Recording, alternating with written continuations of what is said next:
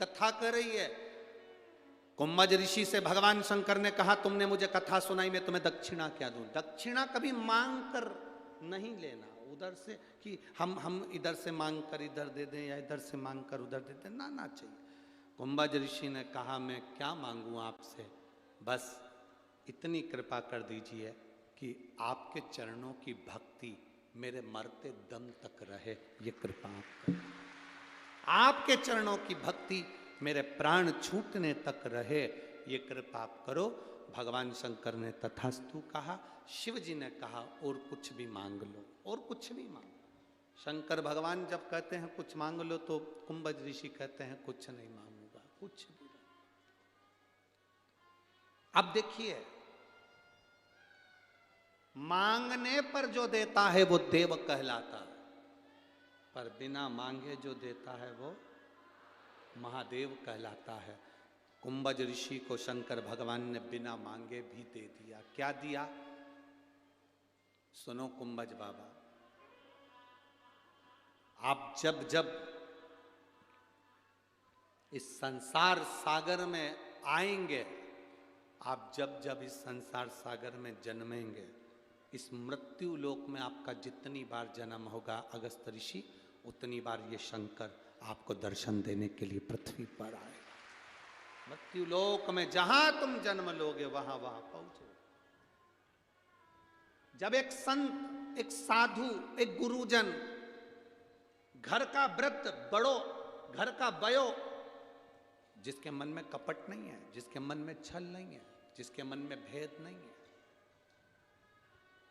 मेरी बुजुर्ग माताओं से निवेदन रहता है, कभी अपने मुंह से ये मत कहो कि मेरी बड़ी बहू अच्छी है कि छोटी बेकार है, छोटी अच्छी है कि बड़ी बेकार है, मंजली अच्छी है कि संजली बेकार है। तुम्हारे 4 बेटों को तुमने बराबर का दूध पिलाया है, 4 बहू में कभी भेद मत करना। 2 बेटों को दूध पिलाया है तो 2 बहू में भेद मत करना। 5 बेटियां हैं तो 5 बेटियों में भेद मत करो, 3 बेटियां हैं तो 3 बेटियों में भेद मत करो। दक्ष प्रजापति के घर में 60 कन्याओं का जन्म हुआ। सती मैया से उन्होंने भेद कर लिया था कि ये सती तो शिव के साथ में बिहाई है, अड़भंगे के साथ बिहाई। जितनी दक्ष प्रजापति की बेटी आती थी उनके लिए दक्ष प्रजापति गले लगाते थे, आदर देते थे, सम्मान देते थे। और सती जब जब अपने मायके पहुंची है तब उसको आदर नहीं मिला।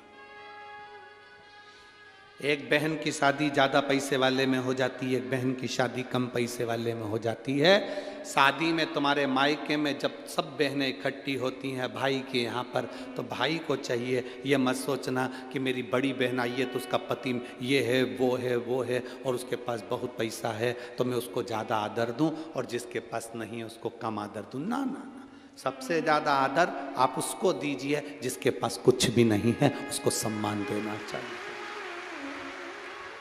कारण, उसका एक कारण है, वो धन वाला एक बार आपको सम्मान कर नहीं पाएगा, पर जिस गरीब को, साधारण व्यक्ति को आपने आदर दिया है वो आपका आदर निभाएगा, वो आपका आदर निभाएगा, जीवन पर्यंत निभाएगा। आप देव सम्मान आदर जरूरी,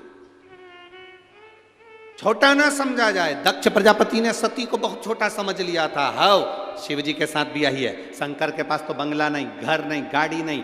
चंद्रदेव के पास में मेरी 27 कन्या ब्याही, चंद्र सोने का मुकुट पहनते हैं। कामदेव हीरे का मुकुट पहनते हैं। मेरी बेटियां जिससे ब्याही उनके सोने के महल, सोने की अटारियां, सोने का घर, सुंदरता बहुत है। शंकर भगवान तो भस्म रमाते हैं, सोने का आभूषण नहीं, सिर पर मुकुट नहीं, इसलिए जटा बांध कर बैठे रहते हैं, सोने का मुकुट भी नहीं। सोने के मुकुट से ज्यादा कीमती है भगवान शंकर का जटा का मुकुट, क्योंकि सोने के मुकुट से गंगा नहीं बहती है, शंकर की जटा के मुकुट से गंगा दिन रात बहती है। दिन रात ये गंगा कह रही है, शंकर भगवान का मुकुट कह रहा है कि मुकुट पहनने वाला अपना और बढ़ाता है, मुकुट पहनने वाला किसी को कुछ देता कम है। पर शंकर का जो मुकुट है गंगा का, शंकर का जो मुकुट है जटा का, वो लेना नहीं जानता। दिन रात बरसा रहा है, गंगा का जल दे रहा है। शिव देते हैं, लेते कम। लेते क्या है तुमसे? एक लोटा, उससे ज्यादा क्या लिया उसने?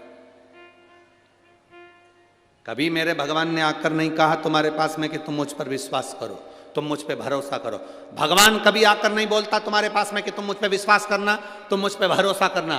भगवान कभी तुम्हारे दरवाजे पर आकर नहीं बोलेगा कि मुझ पे भरोसा रखो, कि विश्वास रखो। पर भगवान एक बात जरूर कहता है, शास्त्र एक बात जरूर कहता है, जिसने मुझ पर भरोसा कर लिया, जिसने मुझ पर